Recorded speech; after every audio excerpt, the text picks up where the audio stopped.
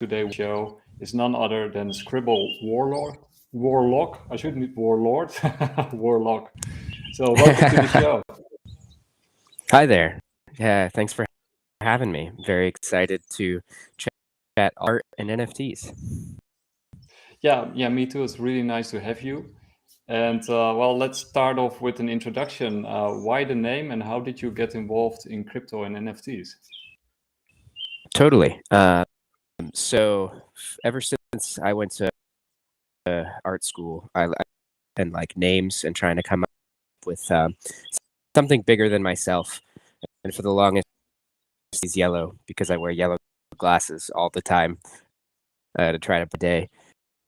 That I feel a little bit like a warlock, like I'm conjuring things and that my imagination is kind of a chaotic beast.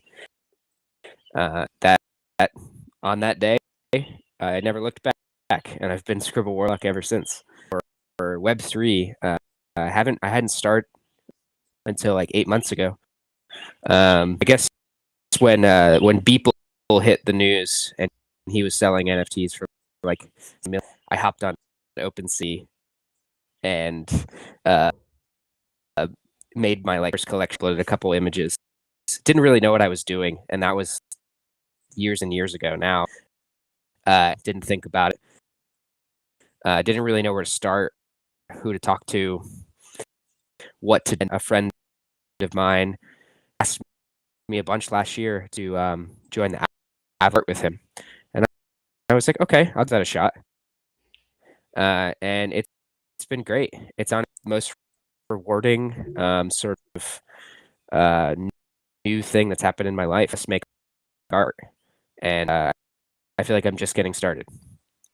Yeah, and your art is really cool. I mean, I've sort of browsing today through everything that you make. You call yourself a scribbler, but that's not doing justice to the stuff that you create, because some of it looks really simple, but some of it is like really actually very complex, right? Yeah, most definitely. The reason behind using the word scribble is I think art is for everybody, draw and be creative. And so I like to, the only reason my lines look clean is because I'm on year 10, seriously. But I mean, I remember being a kid and drawing and scribbling. So remind people that anybody can do it. Yeah, no, and that is really good, right? I mean, I think many people should actually start drawing and be creative, right? Because it's a very sort of healthy way to express yourself and to sort of deal with issues in your life and give them sort of a positive form. So it's sort of like transmuting your feelings and your Yeah, I think it's really good for your mental health. Writing is drawing; they're one and the same. And so look in front of you, or even an iPad, you can kind of release and have a conversation with yourself, because it's hard to talk in your head or talk out loud. You gotta put the feeling somewhere. A strong part of my practice for a long time now. I have many sketchbooks full, many sketchbooks unfinished, and that's okay. And it's a fun way to keep a library. Yeah. So we're gonna show some of your work, or actually quite a lot of it. And there's a little bit of an issue with the sound. I think it's much better right now, but there might be still a little bit sort of shaky. But this is the best that we sort of got. So for the people listening, it will be okay. So here we got your main website, ScribbleWarl0ck. There's a really cool introduction video, but I won't play it because it usually works better if I preload it. But it's really nice introduction. But you also have all your drawings on here, which is like really nice for somebody like me, because then I don't have to open all the different blockchains. And like we said, like it starts from very simple, like this, these scribbles. Can you tell us a little bit about these? Yeah, so Pretty much everything I do is a piece of art. I love just drawing and constantly making new things. It was a fun challenge where I did 500 scribbles. So they're all just little micro abstract, some objective, and like there's aliens, buildings, and all these different sort of squiggles happening. Weeks, and if I didn't know what to do or felt kind of out of place, I just opened this file. Yeah, it looks really happy, and I think it's also lends itself perfectly for example, like a children's book, right? Definitely. To make media for children, be it books or videos, as well as old folks. Yeah, you could even make like a color book out of these, because there are many, very many. But this is like some of your more complicated work, because you also do really, really detailed and quite complex artworks like these. And you can also see that in the intro video that you have on your website. The amount of time and attention to detail that goes into these is, I think, phenomenal, right? Thank you for saying that. Yeah, during the peak of the pandemic, when everything kind of decided to turn Twitch on, turn my camera on, I have a little GoPro set up at my desk. GoPros are great because they're affordable cameras, and you can get really high resolutions. And I just did that for months, just and kind of transmissioned art into the world. That's still my needed. It's something that I keep coming back to. It's really hard for me to schedule the busier I get, but there's something really magical about streaming and drawing, and like having people kind of figure out what's going on the page with you. I'm drawing half the time. A lot of it starts with a simple idea or totally different 2 hours in. And because you're also like a storyteller, right? I think there's sort of stories hidden in these drawings. I'm actually also sort of more pen drawer, not as good as you, but usually people who draw with pencil or with ink, they're usually storytellers. That's yeah, my favorite thing. I'd love to tell stories. Can you tell us a little bit about the stories behind these drawings? Yeah, a lot of these, because I don't really know where they start, it's kind of figuring it out one moment. But over the years, the story has kind of revealed itself to me. I'm creating a sphere where color provides power and everything is and so it's been slowly like revealing characters in this world. The image you're on right now is very much like a chaotic planet. It's like a living organism. It's large beast, and I love the idea of cosmic horror, big spooky aliens that like consume universes. But that and like throw positivity back into it. So ScribbleWarl0ck is one of my characters, which is fun. Being able to write. Reminds me of the sort of Discworld series. Are you familiar with? I'm not, no, but I'm definitely gonna have to check that out.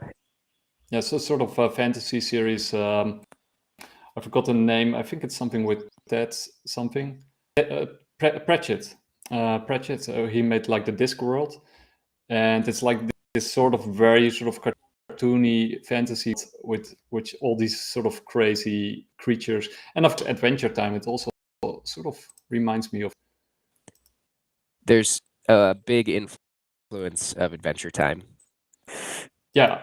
That and all the cartoons that I've watched over the years, from Ferris Home to Adventure Time to all comics that I've read, like it's all I kind of keep it all close to my heart, my head, and I think learn from other media and also reference other media with other artists through your art. True. So yeah, so you already sort of mentioned quite a lot of influences on your work. I think you mentioned just Hellboy, which is a really cool comic, right? Very different from even though the movies were pretty okay, right? But the comic, the graphic novel is much better. But can you tell us a little bit more about these different influences on you and on your work? Yeah, I will say, Boy movie it's my favorite movie ever made. I love Guillermo del Toro. The Hellboy film, the first one. I love the costumes. When I was younger, when I was a kid with my dad, and there's something special about it. But otherwise, my biggest influence is a pop artist named Keith. He was around, prominent in the 1980s. Street artist in New York City. Modality and mentality was artist for everybody, and he went around all over the walls of the subway, and then proceeded to paint murals all around the world. And his whole style was derived out of like the jazz and the life. So what he saw is what he draw, and it was all about like coming up with stuff from the top of your head and being really free. And so when I read his journal 19, it really clicked for me that this is what I wanted to do. I was drawing a lot, and I was drawing a lot from the comic books and the movies that I love, like Terminator, and like pretty much any action movie ever made. I love, and what to do. And once I heard that this mentality about just like body and just like drawing freely and not really questioning your drawings, that like I was supposed to do that. I was supposed to chase my imagination and let it run free. So it's more like jazz, like very improvising. I guess that also really fits Scribbler, just going with your feeling, like an automated, unconscious scribbling of ideas and pictures. Yeah, I see the Death Star from Star Wars, of course. Oh yeah, Star Wars has been one of the biggest influences on my life.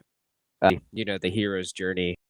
I've read Joseph Campbell's book, but like his movies, and not really, knowing the undertones of myths and stories, having that play a big role in my life. I love it. I know in all the stories, but I can't get enough of it. I love the idea of going through challenges and trying to overcome. So what sort of stuck you most from Campbell's book that you sort of wanted to put in your images? It's the connection to history, the fact that he went through from the Byzantines, to the Christians, to everybody in between, and that like these myths have been present for a very, very long time. I remember the Odyssey when I was in high school, and kind of not under, and there's something special about the myth, this idea of like crossing into a threshold of the unknown, where like anything can happen in my life. While I can't use magical powers, is the closest I can get to magic, and so being able to be in tune with the sort of as imaginary, just like kind of universal feeling when you're is the coolest thing in the world. I agree, and I really like the thing about drawing is that you're so free and expressive, right? Because if you're making like painting, you usually have to sort of have a whole concept before you start painting. I mean, I know there's some painters that do it very differently, but I think drawing hand and with the pen, it sort of allows you a lot more freedom than with most other materials. I think so too. Tried to explore a lot of different medium. When I was figuring out, I went to arts. I was supposed to go to architecture school, but I changed my mind, and then I didn't really know what I was doing. I was very scared. I was like, I gonna trust me. I don't know what I want to make. How do you turn art into so many like scary things? And like, I'll tell you what, the paintbrushes just aren't for True. So you did try different mediums. Yes. Yeah, it was a big part of school for me. Because I had a studio space, we were allowed to have the storage and the room to just throw paint and have access for graduating was 2 8-foot sculpted rectangular prisms covered in drywall, and I just drew all over them, scribbles and stories. There was like a panel about spirituality, trying to like figure out a panel about love. There was a panel about the moon because I was fascinated. Which anytime I didn't know what to do, I just went and sat outside. So that's really cool. So that's basically where it really started. This sort of giant experiment that you're doing. Yeah, it was the first time everything kind of came together. I was filling sketchbooks up, and I was only using pens. I had to get rid of to just restrain myself in some way, because my brain was in all. I wanted to draw. I wanted to dance. I was just crazy. Well, I really like so also the craziness and the silliness within your artwork, and we're just these are sort of detailed arts that you did, but there's like many more because we're just scraping the surface here. I'll also go to I think where's the other one? Who Sees Yellow collection has those are my most detailed digital drawings to date. Yeah. This is in reference to the hero's journey, and this is like my original character / idea, and am slowly sort of finally writing the story and illustrating it. And so this is probably my proudest thing that I'm to explain until there's 100 of them and it's an actual book. But wow, right now it's just the first 10 panels. And I think this is also the place where you most sort of use colors strategically, right? Yeah, definitely. This has been for the years, playing and exploring and figuring out what to do. My K color palette: cyan, magenta, yellow, and black, which is just printer ink. Also, kind of just primary colors, and just decided that really good to me. There's like a story here, and so those colors are the power. And then this character is basically given the destiny or the duty, the impending consumption of the universe. And so that black hole character, for a while, it's called the chromophage. This idea, if there was a little kid that's a black color in the universe, it doesn't know any better, It's a little kid. The black hole will just keep going, and you can't stop it. It's really beautiful, and I really like sort of the black and white, and then the sort of explosion of those colors inside, right? I mean, that makes the colors even more powerful because of the contrast with the black and white. Yeah, thank you for that. It feels like I finally am putting to all of the things that I learned. And so I was too attention deficit and just kind of like going crazy. The one thing I do about art school was learning, compositional theory and color theory, and when an image is heavy, or when an image is working. And so really, it just comes down to practice and just doing it over and over again, and things start to tell you that they're good. Yeah. So do you also think, like, because we also had some artists on, and they sort of, there's also the feeling that sometimes art school and the things that you learn in school in general, but especially in art school, are sort of not really useful, or sort of sometimes even sort of hold you back even. What is sort of your take on sort of the necessity, or sort of Yeah. art So school? I was fortunate to find a mentor, a teacher that I really who had this ability to open up history books and then point to artists people made work like. And having that as a resource was incredible. You probably should look at German expressionist painters. I wouldn't have done that if he didn't tell me. But outside of him and a select few other people that were really teaching, the school in general, it really wasn't that worth it. Definitely. So basically, it depends on the teacher.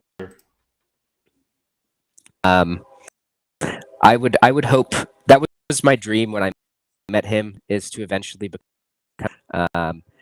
So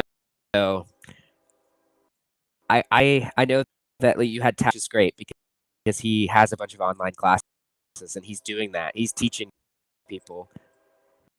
I think you got to just find people that you're inspired by. And do you also think, like, you could do that, like you say, online? You don't necessarily have to have a class, like a physical place. I think it actually adds something that you wouldn't have on an online class. It does add the the community aspect of being around artists was incredible, and also the space and the resources. Having a library on a campus, that's really great. It's 50-50 for me. I wish I sort of stepped away from school once, but I did need help. I did need guidance and teaching to figure out the art, because I was lost. I had no idea where to start. But I find, and you're 10 years old, and then you're 10 years goes by, and you're 20 or 8, or 8 when I go to school, you're already drawing a universe of characters.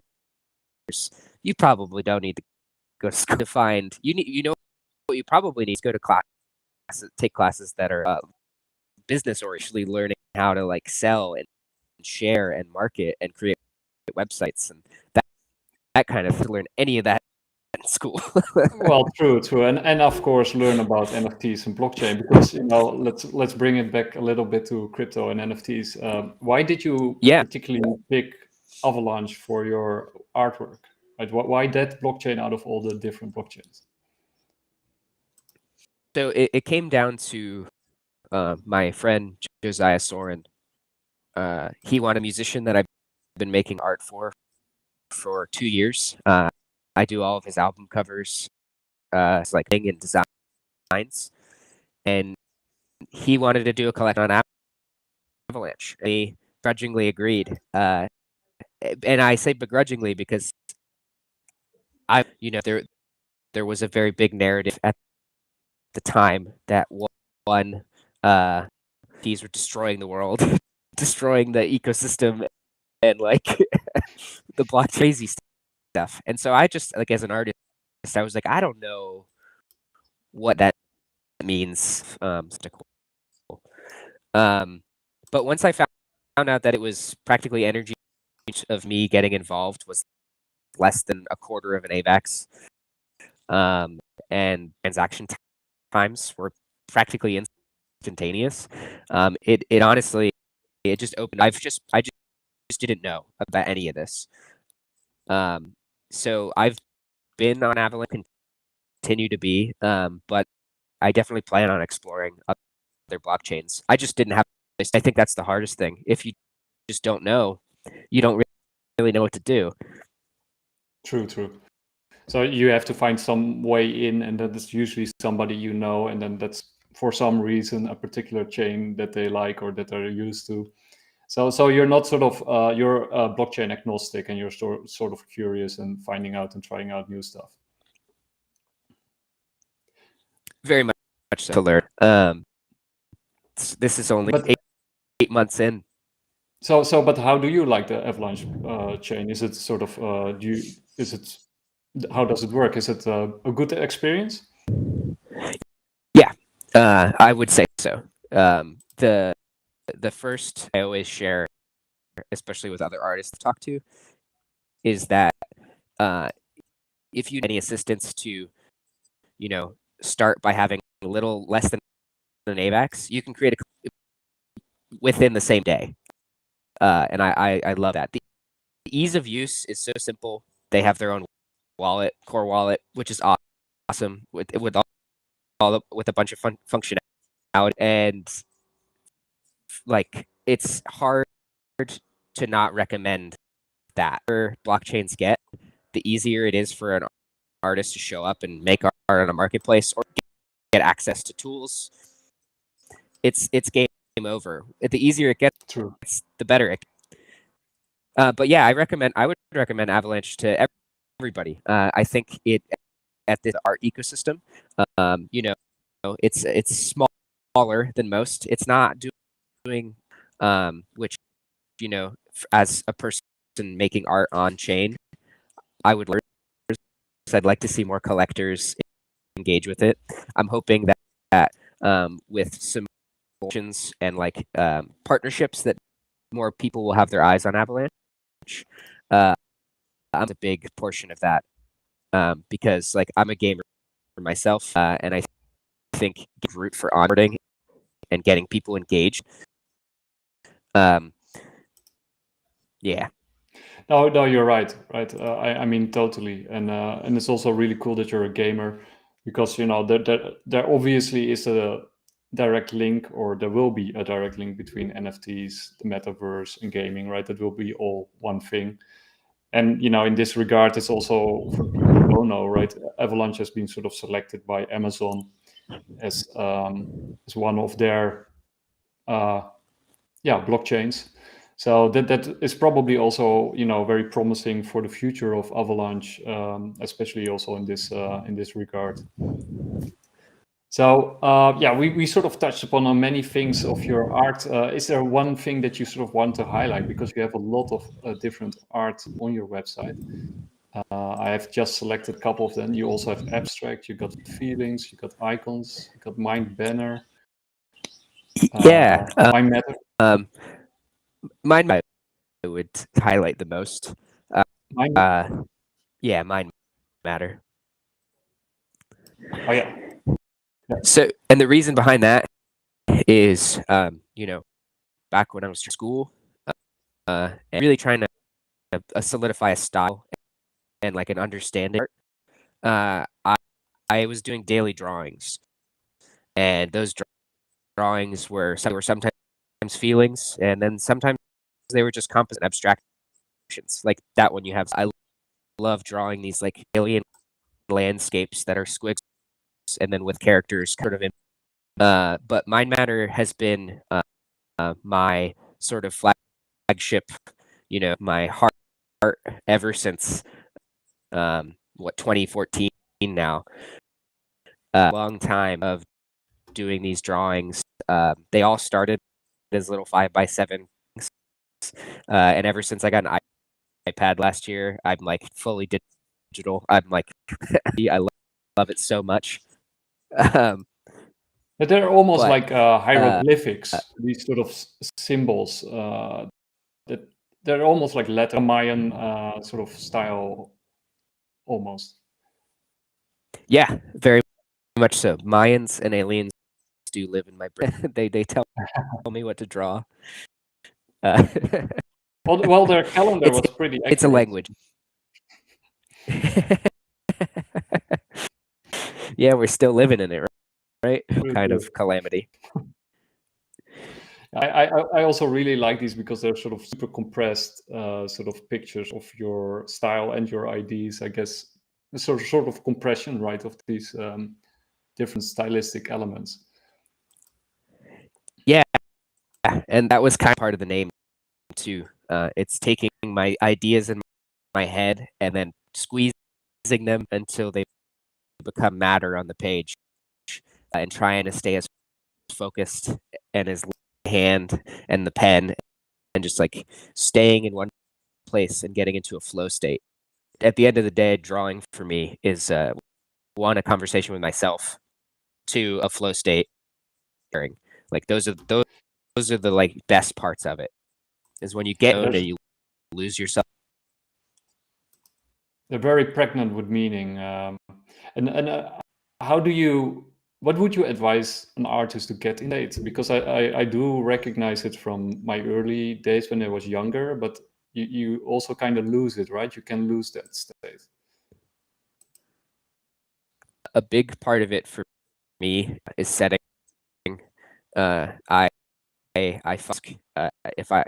If I have the right music on, which is typically ambient or sort of drum and bass, anything clicks, and I let that roll, and then I just basically and for me, a lot of these drawings are only about 40 minutes of flow. Ones earlier, like from the stream transmissions, I did was 12 hours of drawing in one session. Wow. Easy.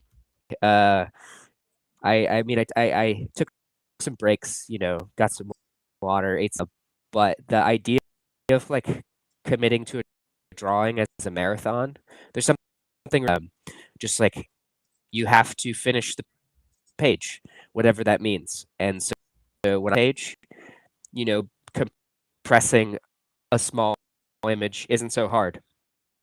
You want to fill 20 something inches of a page or even bigger, and start to you start to get lost in it.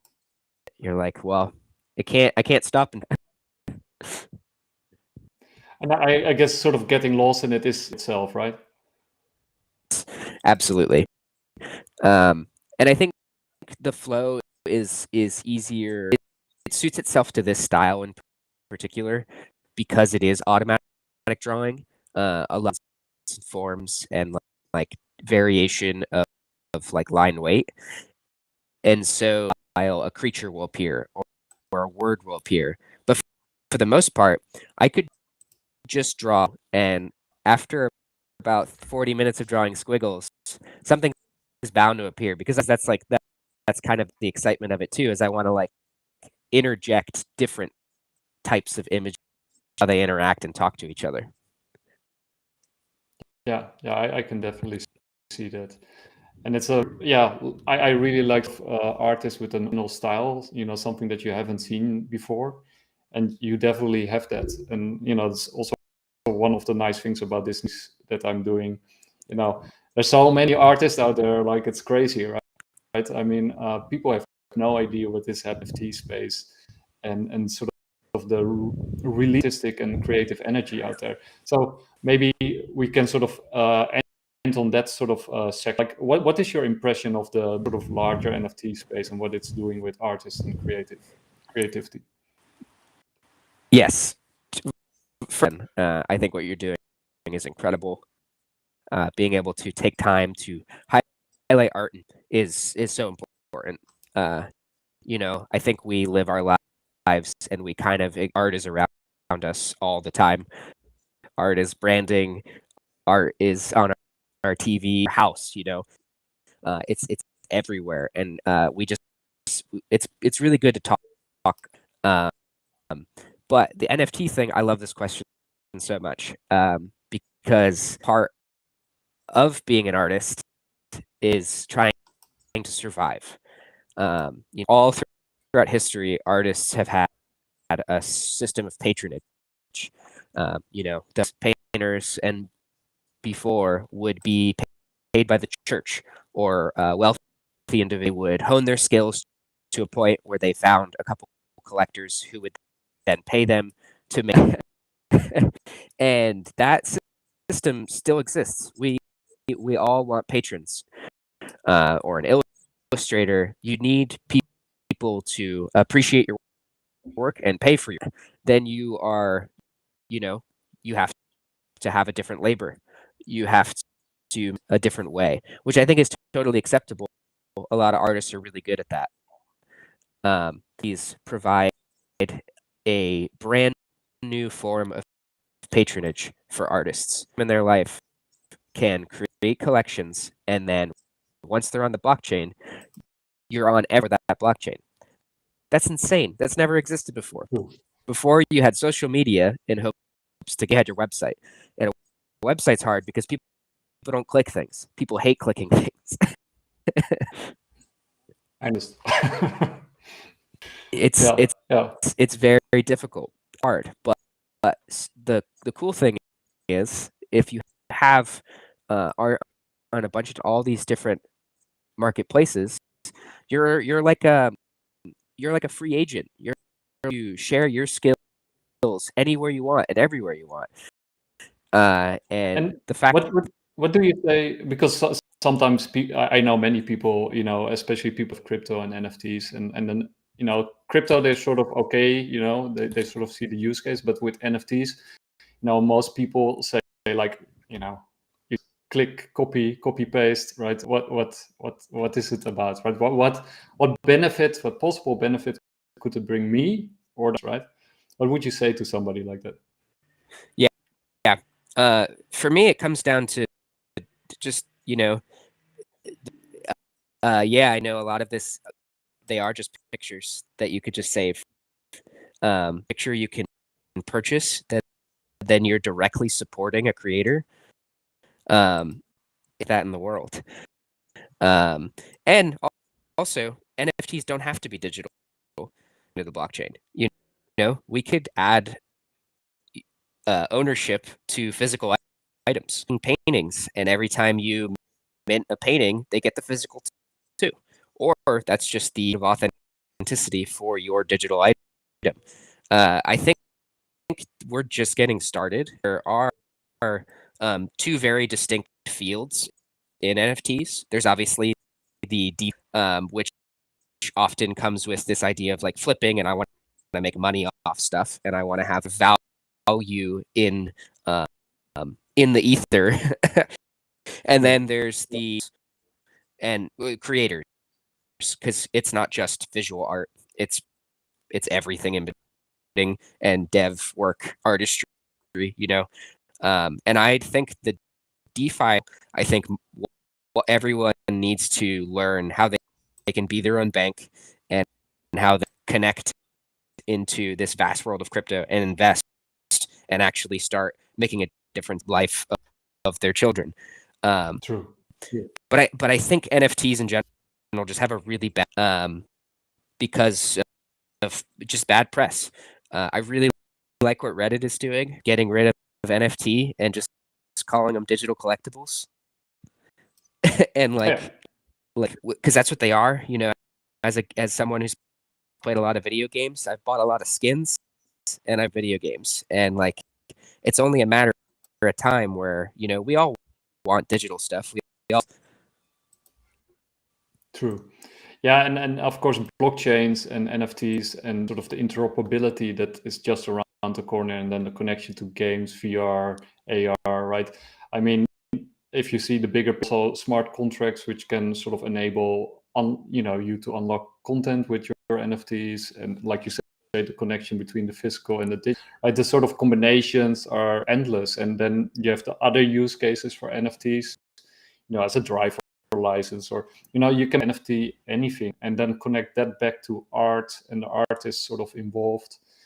And we haven't even talked about AI, right? I mean, sort of the combinations it's sort of, sometimes I see crypto and especially NFTs as sort of Lego blocks that you kind of combine in different ways. And then you can make really interesting combinations and use cases for these things. I love that. I love the idea of little Lego blocks, and we could slowly build. Yeah, I can't wait until pretty much all archived material in some capacity, whether it's one we have now or it's a future one.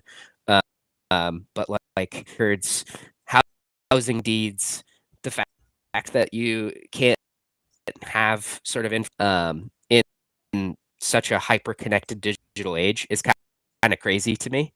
So, I'm looking forward to it immensely.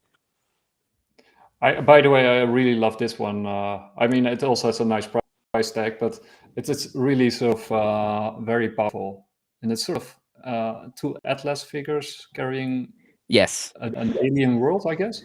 Yeah, very much. And so you have Order, which is the two Atlas characters, and then you have Chaos, which is the tendrils. It's like a large beast that's crushing the world beneath. And then in the center, you have like sort of humanity, just in Symposium, just Ingman's do, which is just being. We're worshipping a higher power. It's like the Hello Earth.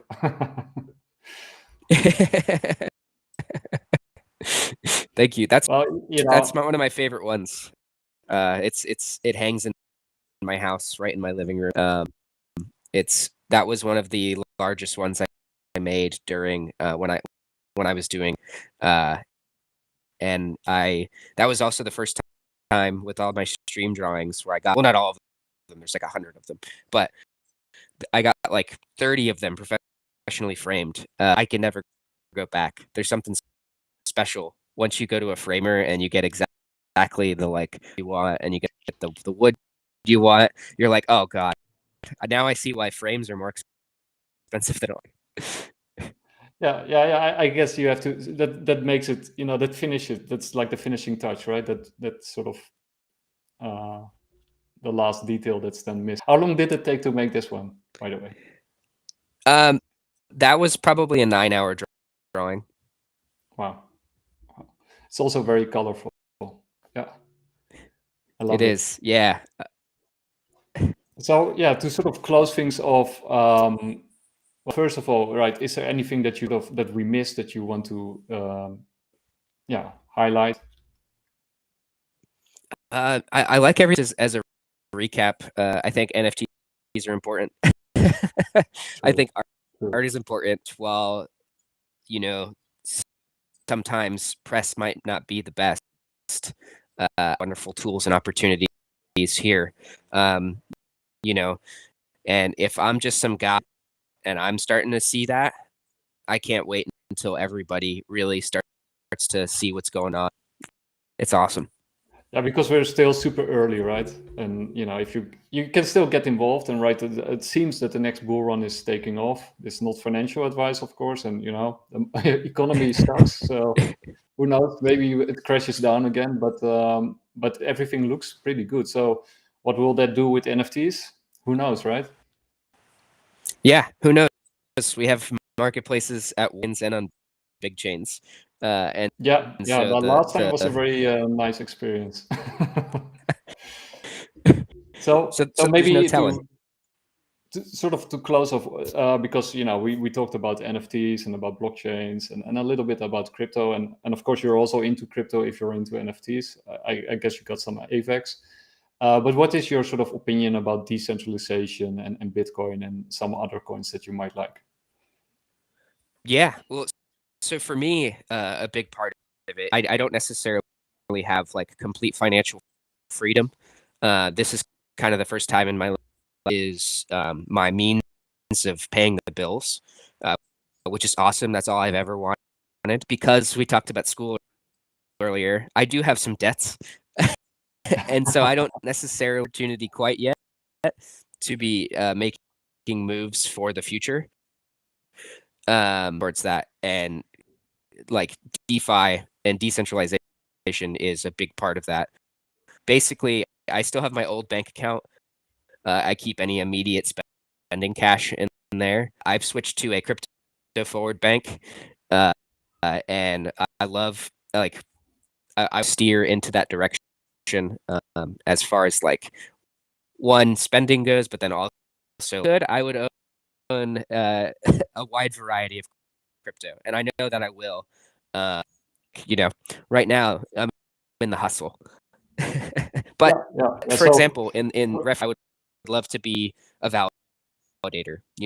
Like I already started here. I've gotten success here. And AVAX is a big number for someone like me who lives in a low income area, but that could be a reality one day, and then that could offer me sort of to then branch into Ethereum, or explore different blockchains, or go to the big one like Bitcoin. Like there's no telling.